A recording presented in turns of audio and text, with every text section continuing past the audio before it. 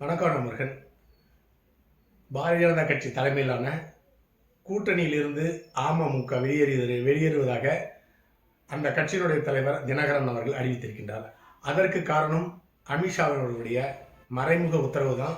அந்த கூட்டணியிலிருந்து தினகரன் அவர்கள் வெளியேறியிருக்கின்றார். எப்படி அப்படிங்கிறத சுருக்கமாக பார்க்கலாம். வீடியோவுக்கு சப்ஸ்கிரைப் பண்ணி சேனலுடைய வளர்ச்சிக்கு உதவுங்க. கூடவே பெல் பட்டன் ஆன் பண்ணி வைங்க. அப்போ தான் சேனலில் போகிற வீடியோ உங்களுக்கு நோட்டிஃபிகேஷனில் கிடைக்கும். சரி, வீடியோவுக்கு போகலாம். பாரதிய ஜனதா கட்சியினுடைய தலைமையிலான கூட்டணியிலிருந்து 2026 சட்டமன்ற தேர்தலுக்காக அந்த கூட்டணி வைக்கப்பட்டது. அந்த கூட்டணியிலிருந்து விலகுவதாக அமமுக தலைவர் தினகரன் அவர்கள் அறிவித்திருக்கின்றார். இந்த அறிவிப்பு காரணம் அமித்ஷாவினுடைய மறைமுக உத்தரவு தான் அதற்கு காரணம். ஏனென்றால் எடப்பாடி பழனிசாமி தலைமையிலான அண்ணா திராவிட முன்னேற்ற கழகத்தை பலவீனமாக்க வேண்டும். அதன் மூலமாக அந்த கட்சியிலிருந்து பிரிந்து போன சசிகலா, தினகரன், செங்கோட்டையன் மற்றும் ஓபிஎஸ் இவர்களை எல்லாமே தனித்தனியாக அண்ணா திராவிட முன்னேற்ற கழகத்திற்கு எடப்பாடி பழனிசாமி தலைமையிலான அண்ணா திராவிட முன்னேற்ற கழகத்துக்கு எதிராக பேச வைத்து அந்த கட்சியை பலவீனமாக்கி பிரிந்த தலைவர்கள் எல்லாம் ஒன்றாக சேர்த்து 2026 சட்டமன்ற தேர்தலை சந்திக்க வேண்டும். அப்படி சந்தித்து அந்த கூட்டணி வெற்றி பெற வேண்டும் அப்படிங்கிறது தான் பாரதிய ஜனதா கட்சியினுடைய தற்பொழுதைய குறிக்கோளாக இருக்கிறது. அந்த அடிப்படையில் தான் அமித்ஷா அவர்களுடைய மறைமுக உத்தரவின் காரணமாக தினகரன் அவர்கள் அந்த கூட்டணியிலிருந்து வெளியேறுவதாக அறிவித்திருக்கின்றார். அடுத்ததாக பாரதிய ஜனதா கட்சி ஒருங்கிணைந்த அண்ணா திராவிட முன்னேற்ற கழகத்தை உருவாக்க வேண்டும் அப்படின்னு நினைக்கிறது. அந்த அளவுக்கு ஒரு நல்ல கட்சியா இல்லை ஒரு கட்சி அழியக்கூடாதுன்னு அந்த நல்லெண்ணத்தோட எல்லாத்தையும் ஒன்று சேர்த்துறாங்கன்னு கேட்டிங்கன்னா கிடையாது. அண்ணா திராவிடம் என்ற கட்சியே இருக்கக்கூடாது, முழுமையாக அழிக்கப்பட வேண்டும் அப்படிங்கிறதா பாரதிய ஜனதா கட்சியினுடைய மறைமுக எண்ணம், குறிக்கோள். அந்த அடிப்படையில் தான் அமித்ஷா அவர்கள் பிரிந்த தலைவர்கள் எல்லாம் ஒன்றா சேரணும்னு சொல்லியிருக்கிறாரு. இப்படி பிரிந்த, அதாவது ஓபிஎஸ்ஐயும் சசிகலாவையும் கட்சிக்குள்ளார கொண்டு வந்தாக போதும். இப்போ கட்டுக்குலையாமல் இருக்கின்ற அண்ணன் எடப்பாடி பழனிசாமி தலைமையிலான அண்ணா திராவிட முன்னேற்ற கழகம் சுக்குநூறாக உடைந்து போக வேண்டும். அப்படி உடையணும் அப்படிங்கிறது தான் அமித்ஷா அவர்களுடைய பாரதிய ஜனதா கட்சியினுடைய நோக்கம். அதற்காக தான் 4 பேரையும் தனித்தனியாக பேச வைத்திருக்கின்றார். தினகரன், ஓபிஎஸ், சசிகலா மற்றும் செங்கோட்டையன் இவர்கள் 4 பேரும் தனித்தனியாக பேசியிருக்கின்றார்கள். அடுத்ததாக இந்த கூட்டணியிலிருந்து விலகுவதற்காக தினகரன் கூறிய காரணம், எடப்பாடி பழனிசாமி தலைமையிலான அண்ணா திராவிட முன்னேற்ற கழகம் தங்களை கூட்டணியில் சேருவதற்கு எந்த விதமான சரியான நிர்பந்தத்தையும் ஏற்படுத்தவில்லை. எங்களுடன் ஒத்து வர மாட்டாங்க அப்படிங்கிற காரணத்துக்காக அந்த கூட்டணியிலிருந்து நாங்கள் வெளியேறுகிறோம்னு சொல்லிட்டு எடப்பாடி பழனிசாமிக்கு எதிர்ப்பு தெரிவித்து தினகரன் அவர்கள் பாரதிய ஜனதா கட்சி தலைமையிலான கூட்டணியிலிருந்து வெளியேறி இருக்கின்றார். அடுத்ததாக இன்னும் தேர்தலுக்கு 7 மாதங்கள் இருக்கு. டிசம்பரில் யாருடன் கூட்டணி என்று அறிவிப்போன்னு சொல்லிட்டு தினகரன் சொல்லியிருக்கின்றார். இப்போதான் வெளியேறிருக்கிறாரு. இப்பயே சொல்லலாம், டிசம்பர்லையும் அண்ணா திராவிட முன்னேற்ற கழகம் எந்த கூட்டணியில் இருக்கோ அந்த கூட்டணியில் நாங்கள் சேர மாட்டோம்னு சொல்லிட்டு தைரியமாக சொல்லலாம். சொல்ல மாட்டாங்க. காரணம், இன்னும் 7 மாதம் இருக்குது. ஒரு பரபரப்பை உருவாக்கணும் அப்படிங்கிற காரணத்துக்காக தான் இப்படி தினகரன் அவர்கள் செய்திருக்கின்றார். அடுத்ததாக இன்னொரு தலைவர், அண்ணா திராவிட முன்னேற்ற கழகத்திலிருந்து வெளியேறிய ஓபிஎஸ் அவர்களிடம் நிருபர்கள் கேட்டபொழுது, நீங்கள் தமிழக வெற்றி கழகத்துடன் கூட்டணி வைப்பீர்களா, விஜய் சந்திப்பீர்களான்னு கேட்டதற்கு, அரசியலில் எது வேணாலும் நடக்கலாம், பொறுத்திருந்து பாருங்கள்னு சொல்லிட்டு எடப்பாடி பழனிசாமி அவர்களை கடுப்பாக்க வேண்டும் அப்படிங்கிறது அந்த பேட்டி கொடுத்திருக்கிறாரு. அடுத்ததாக எடப்பாடி பழனிசாமிக்கு தர்ம சங்கடத்தை ஏற்படுத்த வேண்டும் அப்படிங்கிறதுக்காக திராவிட முன்னேற்ற கழகத்தினுடைய தலைவர் ஸ்டாலின் அவர்களையும் சந்தித்து பேசியிருக்கின்றார். அப்படி சந்தித்த பிறகு ஒட்டுமொத்த அண்ணா திராவிட முன்னேற்ற கழகத்தினுடைய தலைவர்கள் எல்லாமே, தொண்டர்கள் எல்லாமே ஓபிஎஸ்க்கு எதிராக மிக எதிரான மனநிலையில் கொண்டிருக்கிறாங்க. அடுத்ததாக சசிகலா அவர்கள் 2026 சட்டமன்ற தேர்தலுக்கு பிளவுபட்ட அனைத்து தலைவர்களும் ஒன்று சேர்ந்து ஒருங்கிணைந்த அண்ணா திராவிட முன்னேற்ற கழகம்தான் திராவிட முன்னேற்ற கழகத்தை எதிர்க்க வேண்டும். அப்படி எதிர்த்தாதான் வெற்றி பெற முடியும். அதனால் அனைவரும் ஒன்று பெற வேண்டும், இல்லை என்றால் நான் சும்மா இருக்க மாட்டேன் அப்படின்னு சொல்லிட்டு மிரட்டல் துணியில் பேசியிருக்காரு. அப்படி வெளிப்படையாக மிரட்டுவதற்கு காரணமும் அமித்ஷா தான் அதற்கு காரணம்.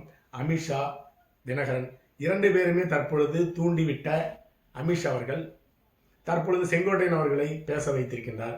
வருகின்ற 10ஆம் தேதி 9 மணிக்கு பத்திரிகையாளர்கள் பிரஸ் மீட்டை நடத்துறேன்னு சொல்லிட்டு செங்கோட்டையன் அவர்கள் பேட்டி கொடுத்துருக்காரு. நாளைக்கு வெள்ளிக்கிழமை என்ன பேச போறான்னு கேட்டிங்கன்னா, அதே தான் தினகரன் என்ன சொன்னாரோ, ஓபிஎஸ் என்ன சொன்னாரோ, சசிகலா என்ன சொன்னாங்களோ அதை தான் பேசப் போகிறார். பிரிந்து சென்ற அண்ணா திராவிட முன்னேற்ற கழகத்தினுடைய மூத்த தலைவர்கள் சசிகலா, தினகரன், ஓபிஎஸ் எல்லாமே ஒருங்கிணைந்து திராவிட முன்னேற்ற கழகத்தை எதிர்க்க வேண்டும். அப்படிங்கிறது தான் அவருக்கு அமித்ஷா கொடுத்த அசைன்மெண்ட்டு.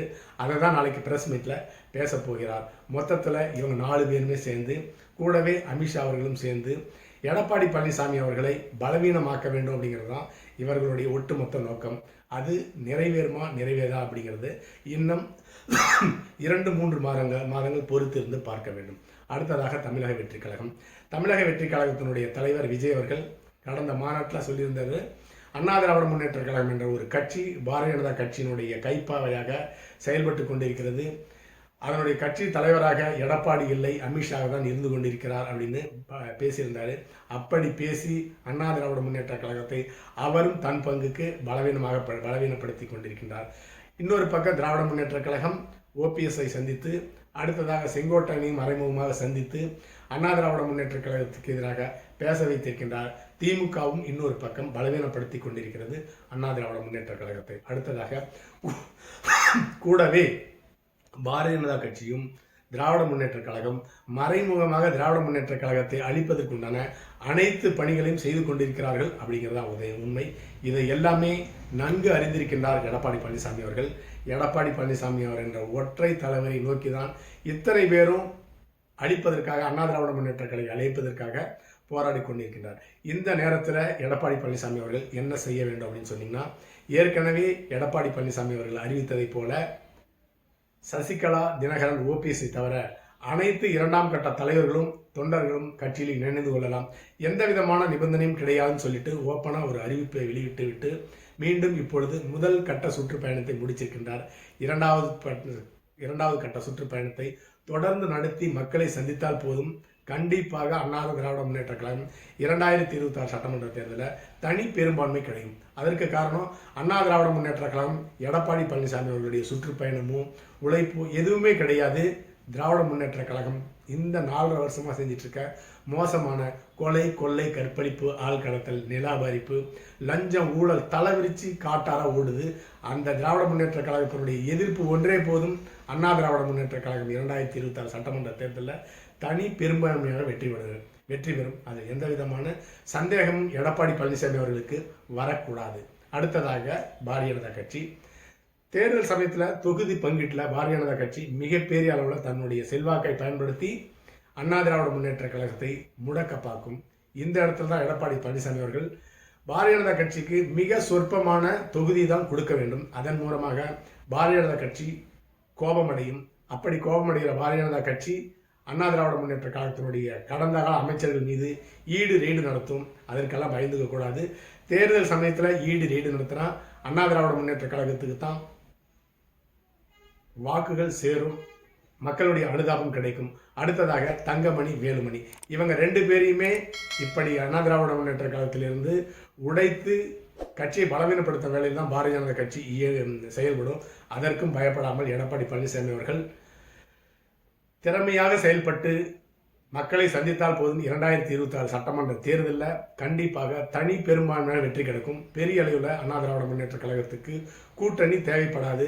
திராவிட முன்னேற்ற கழகத்தினுடைய மக்கள் எதிர்ப்பு, ஆன்டி இன்கம்பன்சியே என்ற ஒன்றே போதும் அண்ணா திராவிட முன்னேற்ற கழகம் தனி பெரும்பான்மையை வெற்றி பெறுவதற்காக. அடுத்த பதிவில் சந்திக்கலாம். நன்றி.